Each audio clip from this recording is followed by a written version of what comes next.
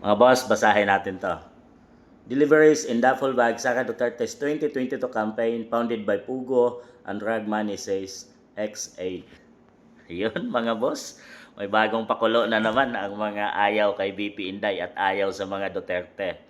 Hindi pa man natatapos ang 2025 mga boss, mayroon na silang sinabing bagman na para nagpundo umano pa doon sa election ni BP Inday Sara. Pero ang bagman ng administration na sinasabi ni Saldico mga boss ay hindi pa nila naiimbestigahan at sinasabing AI at walang katotohanan ang lahat ng pinagsasabing statement ni Saldico. Pero dito mga boss, mabilis nilang papansinin ito. A man who introduced himself for a former bagman of Vice President Sara Duterte has alleged that the 2021-2022 national campaign was financed by Philippine Offshore Gaming Operation or PUGO and drug dealers, according to an affidavit obtained by Politico. In his sworn statement, Ramil Lagunoy Madriaga claimed that the 2022 upon the alleged instruction of then Davao City Mayor Sara Duterte, he helped organize a group called Inday Sara Duterte is my president, together with several of the Vice President former classes of San Sebastian College of Law, where he has also said graduated. Yun mga boss, talagang bagman, may pabagman-bagman pa. Parang bagman din dito sa kanilang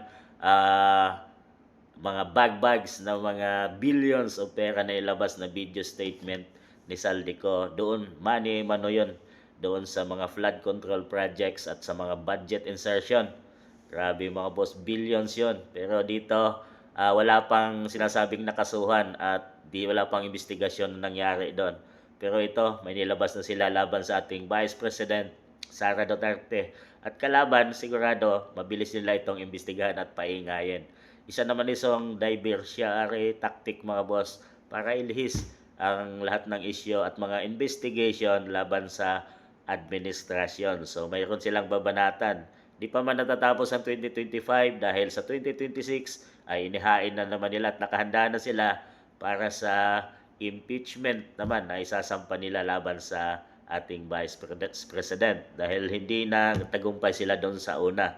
At sana malampasan ito lahat ni BP Inday mga boss no dahil mayroon pang 3 years bago ang presidential election talaga. 'Yun ang target nila na wasakin at sirain ang pangalang Duterte para hindi na ito makatakbo sa 2028 dahil laking takot talaga nila mga boss dahil ang Duterte ay mayroong straight na pananaw, panindigan at may prinsipyo mga boss. Kamay na bakal.